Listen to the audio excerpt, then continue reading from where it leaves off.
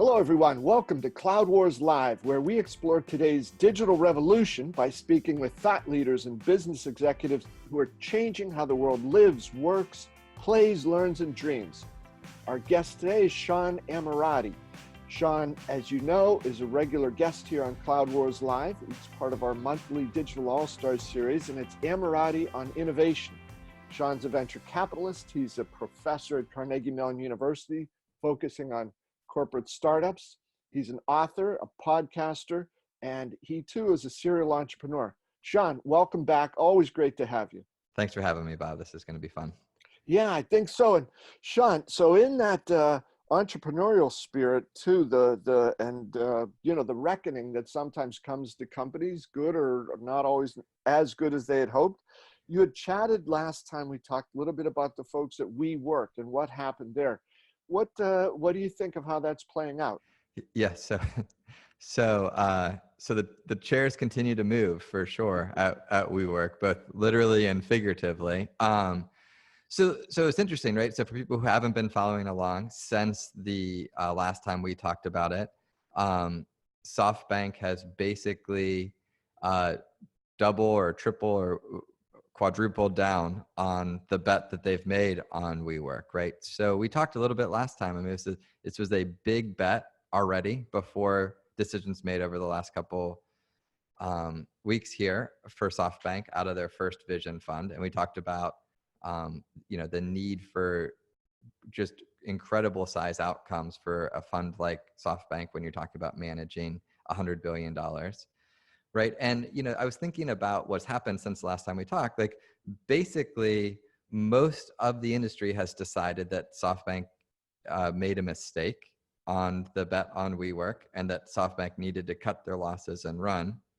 And instead of doing that, what the management team has decided to do is basically triple down and put even more capital in a combination of primary and secondary offerings to go ahead and end up owning, I think the last number I saw was they're going to end up owning about 80% of the business when all of this is done. And so that's done through putting more money in directly into the company to keep the lights on, keep the business operating, as well as offering to purchase options and stock from early employees, including the CEO and founder, or the former now CEO and founder.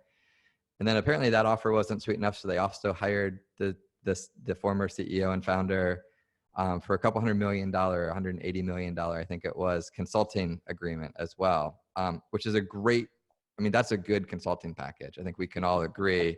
$180 million for your time, that makes doctors and lawyers look cheap. Sean, over what period of time? I mean, 180 million, over 5,000 years, it's not so good. It's more to help. I think it's saying I think that the line was like consulting to help with the transition or something like that. So interestingly, the founder's going to walk away a billionaire on this. But I actually think the more interesting thing is SoftBank's calculation here, right? So a lot of people have argued that this is a sunk cost fallacy, that they've got so much money invested in WeWork that they're making a decision based on what has already been the money that's already been put to work there, which is very, very dangerous as a early investor or anybody who's funding innovation. Like, you have to make decisions based on where you are, not the decisions that have already been made and the money that's already gone into it. I think the other side of it, and the way SoftBank's trying to spin this, and history will tell who's right here, is that they're just that committed to the future of work changing, and they're going to put more money in because they ultimately believe they're getting a chance to buy this relatively cheap for what they think it will ultimately be worth. There were stories about the chairman of SoftBank saying this could be the first $1 trillion company because the future of work is changing. And so I was thinking about, there's a great quote from a hedge fund manager, Howard Marks, who says, to be a great investor, you need to be two things. You need to be contrarian and correct. I think what we can definitely agree at this point is that SoftBank is being contrarian, right? The consensus would not be to put more money into an investment that has had literally $40 billion of enterprise value evaporate from when they started shopping the IPO to the point that they put that money in. On the other hand, if you're SoftBank, and you really do believe the business was worth $50 billion, then this is a quick 5X for you, because you put your money in and the business continues to grow, and they end up effectively now owning 80% of the business at this point. So we'll see which this ends up, but the chairs have continued to move.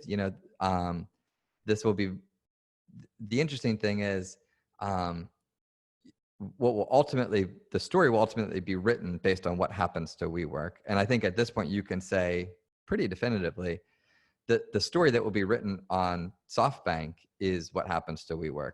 This will either be, enterprise defining for SoftBank, and the same, this will be as memorable for them as, the Alibaba investment is, create that type of enterprise value, or they'll be wrong, and this will be the end of SoftBank as we know it. I think the consensus in social media and from the prognosticators is that it's going to be the latter of those, that like, okay, this is just a mistake, but time will tell, and we'll see. Do you have a thought on that, Sean? Yeah. So the thing that I struggle with on this is, I understand a lot of the assumptions that you build up to say, okay, there's still a viable business in WeWork, but I still struggle with how much of what's the right comparison for that. So I think that the part of the narrative that you see in the statements from SoftBank as they try to spin this is like, well, the future of work is changing, right? And Bob, that's something we've been talking about for a long time, all the way back to, the early 2000s with our friend Richard Florida, right? Like, work is changing. That is definitely true. The question is the right way to monetize that change of work being a real estate company? And then I think a related question is SoftBank a real estate company, or are they a community, right? The challenge without having access to all the data is, like, I don't pencil out to a 40 or $50 billion entity just based on that. So it feels to me like that part of this story becomes complicated for someone like SoftBank, and they may need to have some. I mean, at this point, WeWork and SoftBank are the same thing. If you own 80% of a company, you are the company, right? So they may have a strategy for that to really do things that WeWork's been talking about for a long time, to monetize community in ways other than, buying assets and slicing them up and leasing them out, right? I think we talked about last time, one analog you can make from a business model perspective is that WeWork is basically a rental car company. They buy expensive fixed assets and then they rent them in very short units of time. And, enterprise companies trade at like 1x multiple, right? Real estate companies trade at, like, it just, that, if they end up staying there, I think it's very difficult to end up justifying the types of valuations that they were floating about going public at not that long ago. On the other hand, like, what's a more desperate for transformation industry than how people live and work, right? And so maybe the way they monetize that platform today is not the way that they'll monetize that platform in a couple of years, and we'll see. And they certainly now have put the company in a situation where they're not at the whims of other investors. They're not at the whims of the public market, obviously. And so time will tell. My instinct a couple weeks ago when we talked about it was, look, what they need to do is they need to take their medicine, acknowledge what they are, and say, like, okay, we're a 5 to 7 to maybe $10 billion entity. It's not a bad outcome. It's just not a SoftBank size outcome. They've definitely taken a contrarian position there, and we'll see if they're correct in a couple of years. But it's been fascinating to watch the landscape shift there a little bit. Hey, Sean, one last thing I wanted to ask you your thoughts on about this. Again, going back some number of years, a question that you and I have always enjoyed debating about companies and strategy is, what business are you in? Right. And I think the tale that you've spun from last time and also today about, there's some people that, WeWork is one of these technology unicorns. So WeWork is something unlike the world's ever seen before. And I think ultimately, right, not just from the value point of view, but companies, entrepreneurs, uh, big businesses trying to regain a sense of momentum and innovation, they've got to be really clear today on, what do we have here? What is the play? What business are we in? Because Yep. especially, Sean, some of your specialty or one of your specialties of helping big established corporations regain a spirit of innovation, they've got to be profoundly clear, right, on what is this new thing and how do we play in that market? Yep. So I think if they start moving in that direction and they start figuring out ways to monetize that other than selling real estate, this could end up, there's still a case for this to end up being a massive enterprise, right? One of the things that I think is going to be important for them is actually to put people in those leadership positions that actually can tell that story. Because right now, one of the things I'm observing is a lot of the stories are being told by the SoftBank investors, the chairman that SoftBank's installed, right? They've got this sort of co-CEO thing going on here. And I think part of what you need is somebody to step out and at least rally the troops who remain, right? Because there's going to be a massive riff. That's painful. People are going to, like, someone needs to stand up and say, like, this is what we are. This is why it matters. Come, let's go change the way people work going forward. They do have some interesting ingredients to do that, though, right? So I think Amazon has 5,000 desks in New York on WeWork, right? Like, that's a really interesting anchor tenant in a really interesting market for them, for example. So it's certainly not going to happen in 2019 or probably even 2020. But if you had the right CEO who stood up and said, this is what we're going to do, that would be interesting. It actually, in some ways, reminds me of the article you wrote about Bill McDermott when he stepped into the CEO seat at SAP, right? And stood up in front of the troops and said, this is what we're going to do. They're laughing at us. People are laughing at us in the press. The journalists think we don't know what we're doing. Analysts are making fun of us, but this is what we're going to do, right? And the sales force roars behind them, right? That can't be done by the chairman installed guy who works for this and 4 or 5 other things for SoftBank, right? That, you need the Bill McDermott equivalent to, like, stand up and cast that vision, and frankly have a time horizon that's long enough that, like, this can all play out. Like, Bill, you were there in the room, and I'll pause in a minute to let you comment, but I didn't get the sense that he was like, and don't worry guys, in 3 weeks when we announce our next earnings announcements, this is all going to be taken care of, right? Yeah. Go ahead and double down on your Rolex watches and your next sports car. It was like, this is what we're going to do, and it's going to take time, but it's going to be worth it, and it's going to be the kind of thing that you can be proud of 10 years looking back on your career, right? And I think I think the future, like the reason I am a little leery to shovel a bunch of dirt on the WeWork grave, even though I certainly understand all the individual components to make that case, is the future of work. It still feels like they have an interesting 30,000 foot vision, and they have some interesting components with things like these relationships with a bunch of interesting different companies, mixing them up with startups. Like, there's some stuff there where it feels like, man, if things broke the right way and you lengthen your time horizon, that could be compelling. Now they got to skirt through bankruptcy. There's a bunch to get from here to there, but it just feels interesting. Well, Sean, if I could add, one more piece onto the list of what you talked about, I think your description of having a CEO in there who's in some ways a portfolio manager of multiple other things, this person might be brilliant and wonderful, but in a troubled company, in a time of transition with a lot of question, their own employee base is going to turn over massively. I think you need this incredible focus. And to go back to around that time of Bill McDermott's commentary, in my time at SAP, there was an event where SAP had invited Pat Riley, the coach of the president of the Miami Heat, to speak. Yeah. And afterward, there was a little event, and I got to chat with him for a second. And I said, "Hey, Pat, I remember when you were with the Knicks, the one line that you told the guys in training camp, he said, guys, he said, this is it. It's us in this room. We've burned the canoes. Yep. And one of the guys raised his hand and said, Coach, what are the canoes? You know, what I came by car.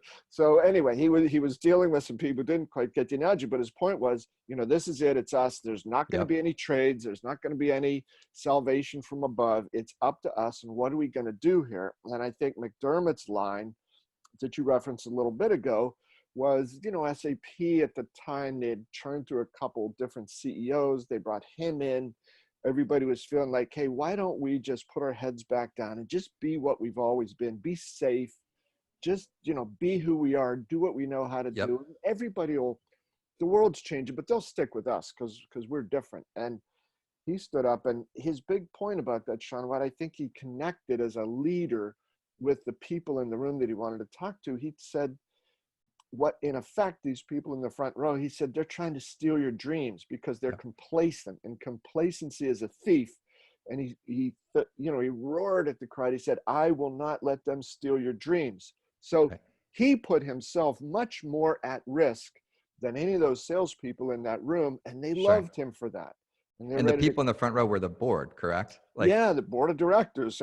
right. I'm sure, Like, which is his boss, just to make sure everybody's following the yeah, story along. He basically insulted his boss, but yeah, then delivered, right? I mean, yeah. effectively for a decade delivered. Yeah, he pointed in the front row in this, 13,000 people in the auditorium. He said, these people are laughing at you. He said, well, I'm not laughing. And he went on like that. And I think now, after 17 years at SAP, 10 years as CEO, tripled the value of the company, set them on a path, a good path right now that I think they're on with cloud and innovation, becoming a broad-based company, much more customer focused instead of being, solely about, fabulous engineering. And now he's going over to a company, ServiceNow, as CEO. And I think that jolted some people, both that their current CEO, John Donahoe, is leaving to go to Nike, Right. open the door for Bill. So the leadership changes are going to be pretty interesting in this business for a while. Yeah. And you've been following ServiceNow for a while, right? They're like kind of bottom, but still on your top 10 Cloud Wars list. Is Yes. that right? Yeah. So that's I mean, honestly, till I saw, who's this guy taking over as CEO of Nike? It's not a business was top of mind for me. And I suspect unless you're in the enterprise tech world, they may not be top of mind for people, right? So how do you think about a guy like Bill going to ServiceNow and kind of what their strategy could be? Well, Sean, in all things in the world are relative. And I am going to give an example of that. In my view, Bill McDermott's 58 years old. He's a young guy. Yep. I want to believe very strongly that 58 is young. Good. You don't have to Good. laugh quite that hard, Sean. But No, that was a laughter of agreement, Bob. It's absolutely. Yes, 100%. 58 is young. We'll go with that. 58 is young. And Yep. Bill, he said, look, he said, I've spent, half of my professional life with this company, and it's been phenomenal. But he said, we have groomed some fantastic young leaders to come up. And he said, I would like to jump into a situation again with a relatively early stage publicly traded growth company. And he said, I think they've got some fantastic assets. He said, John's done a great job. The board's terrific. He cited the founder, Fred Luddy, and the type of innovation that Fred brought to this. ServiceNow was named, I don't know, I think it was Fortune maybe, but within the last year, 18 months, is the #1 most innovative company in the world. They've been growing 35-40%. They're approaching now $1 billion in revenue per quarter. They just hit 900 million. And their market cap, with the ups and downs in the markets over the last several months, has been between 42 and $50 billion. So they're not a tiny company. They've got a strong culture. They play, Sean, it's interesting. They found sort of some white spaces in between the big traditional enterprise software companies. And in a way, that's great. But on another hand, right, if you're in a market where there's not a lot of competition, right, you're either the most brilliant person in the Sure. world and nobody can catch up, or there's a reason there's not a lot of competition. Sure. It's just not the market. So I think, Sean, based on that one of the big things McDermott's going to do is keep their current traditional business, going strong, but he's got to move them into some other bigger, more vibrant markets as well. So what are some examples of innovation that people might be, if you're in the enterprise space, people say like, okay, that ServiceNow, very innovative company. For example, they introduced, are there things that they've done that have been transformative for the industry? Well, I've worked around the IT business for a long, long time, and I have great respect for it. But in today's world, there are parts of the IT business that are not that interesting. Sure. But they're essential.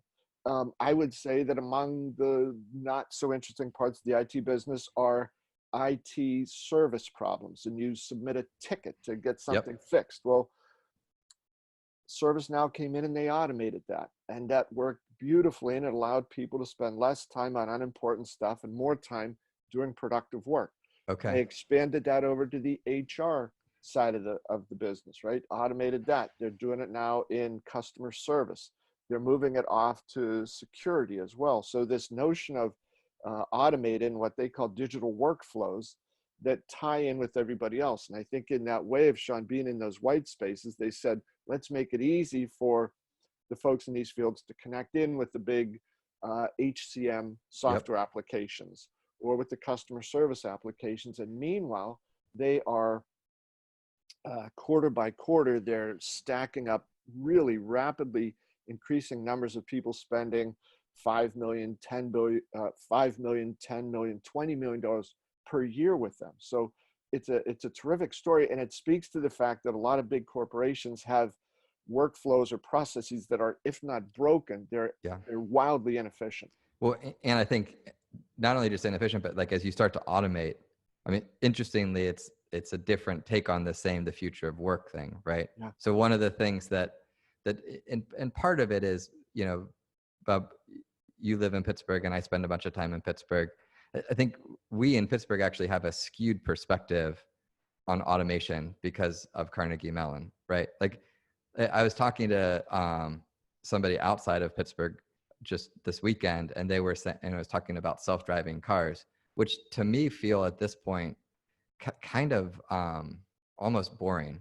Like I remember 10 years ago when you'd see the self-driving Volvo driving around campus, like that was really cool, and you would stop and like really watch it. Now it's like, oh, there's actually a human in that Volvo.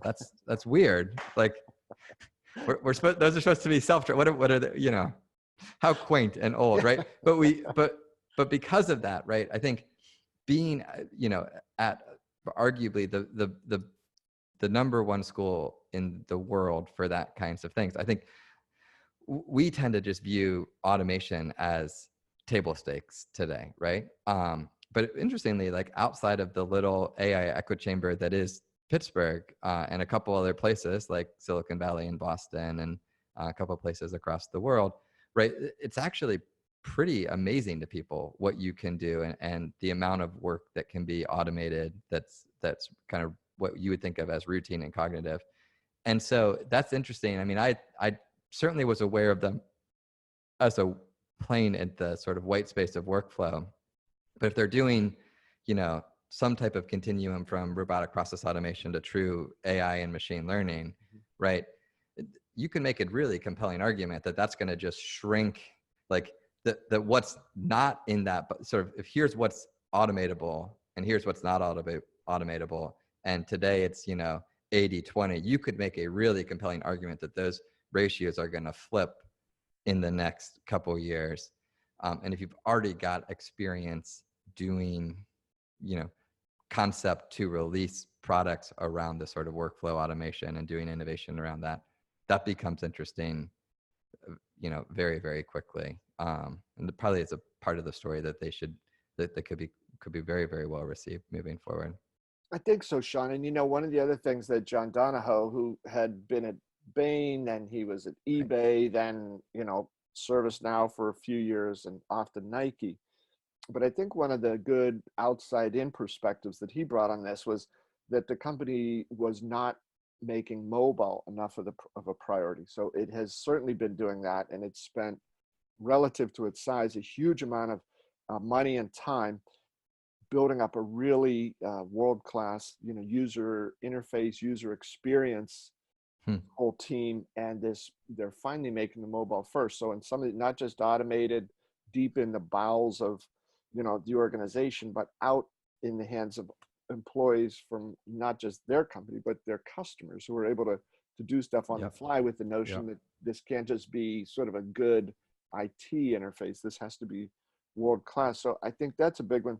Sean, I know we want to chat a little bit about the new leaders at SAP, but as you mentioned, robotic process automation and AI, I had to say that one of the things that jumped out at me in last week's earnings call with Microsoft is Satya Nadella said we now have 20,000 customers using Azure AI. Yeah. And I think he said 85 of the Fortune 100. Yeah. Talk about a flex, right? like, hey, I hear there's a company a little south of us that claims to be really good at that stuff. Yeah. We're pretty good at it up here in Seattle as well, right? I mean, the scale is fascinating. And it's interesting. I mean, my first two startups were AI startups. Like, we didn't call them that because from 2001, when I started the first one, and 2006, when I started the second, the only thing that there was pretty much 100% consensus on was, don't call it AI or any term like that, because you'll scare everybody out of the room. I mean, I think about how different the pitches would be if I were running those businesses in 2018 instead of 2001 and 2006. But I started them basically saying, like, look, and again, some of this was driven by being in Pittsburgh and being at Carnegie Mellon, where that Carnegie Mellon has been, a decade plus ahead of the rest of the world on this for a while. And so it just felt like, man, AI is going to change everything. That was basically the thing that got us motivated to start this business. So I say this realizing that, if you keep saying something over and over again and you keep being wrong because you're too early, maybe you're not that good at forecasting. You're just waiting for the world to catch up. But it does really feel like, man, over the last couple of years, when we talked about OpenAI a couple podcasts ago, right, it feels like the world has finally caught up with this vision. I mean, 85 of the Fortune 100 working with Microsoft. There's huge overlap there, but Google has their own, and Amazon, they each have their own offerings there. I mean, a lot of the Fortune 100 are probably using all three, but it also means that probably 100 of the 100 are working with at least one of those three vendors at this point. I mean, just completely changing. And I think there are some good answers for, like, why now. This time is really why now. And the interesting thing is, like, the right answer to why now when it comes to innovation is the difference between, pets.com that goes boom and bust, and Chewy that goes out at $10 billion market cap and is a real business in every sense of the word, right? So, man, the time is now for that, for sure. Microsoft has examples of that, Amazon, Google, that, like, all these guys are building their case for, now being the time for that transformation to really change how business works. And it'd be interesting to see how ServiceNow can play in that with leadership who's pretty comfortable putting bold visions out there in front of people. Yeah, somebody said something a little bit odd, asked McDermott about, big company, not so big company. And he said, hey, I'm not aware of anybody at ServiceNow who doesn't want to become a large company. He said, maybe I can, help to do. It was just an interesting perspective. And Sean, so some of those things you talked about there, the vision, the leadership, the realization, what your assets are, how you deploy them right, that's got to be something that the two young and new to the world of being a CEO, the two new co-CEOs at SAP are dealing with. What's that going to be like for them as they go from, powerful roles supporting the CEO to being the CEOs? Yeah. I mean, obviously, I've never been CEO of a large publicly traded company, but I've been CEO a couple of times, and I can tell you, like, the job is much lonelier than you forecast when you move from being on the senior management team to being in the CEO seat. One of my closest friends was CEO, and ultimately some health reasons, I ended up taking over that business as CEO, and I was on the management team, had been there from day one. And like, it was a completely different experience being in that CEO seat. And obviously it was a much, much smaller business than what you're talking about when you're talking about a company like SAP.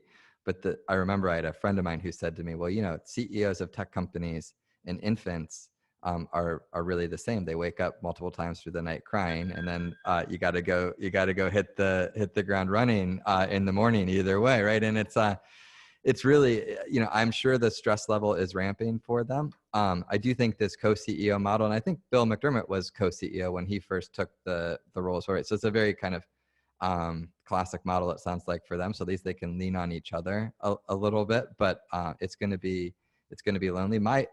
My hope for them would be similar to what it sounds like from the things you wrote about Bill's tenure, that they do the same thing. They don't become kind of encumbered by what got them to where they are, but they try to paint a picture for where they see the business going, right? I think credit to however the decision was made inside the organization to sort of not rest on their laurels, but try to create a new, fresh vision. And then they use customers to anchor that vision. No matter how smart those two are, and everything I've seen written about both of them, it sounds like they're two incredibly talented and smart individuals.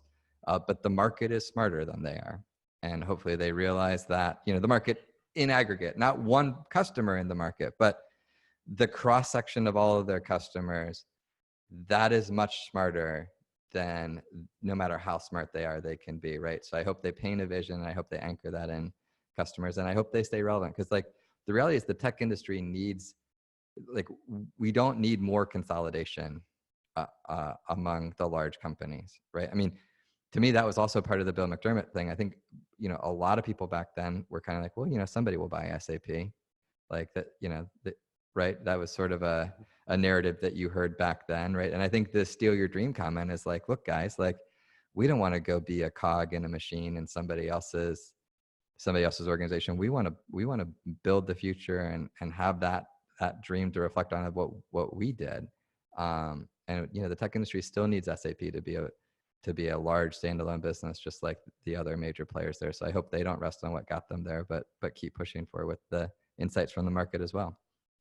Sean, thanks. And I know as you were describing that, I was thinking it's one of my favorite lines about business is, I believe that all limitations are self-imposed, and it's what mindset do they choose to bring to it. And I think Christian Klein and Jen Morgan, very different sorts of people, both of them fantastic leaders. And I think it's going to create that best opportunity for SAP not to just try to say that, hey, well, it's worked so far, let's just keep doing the same thing. They'll do what has worked.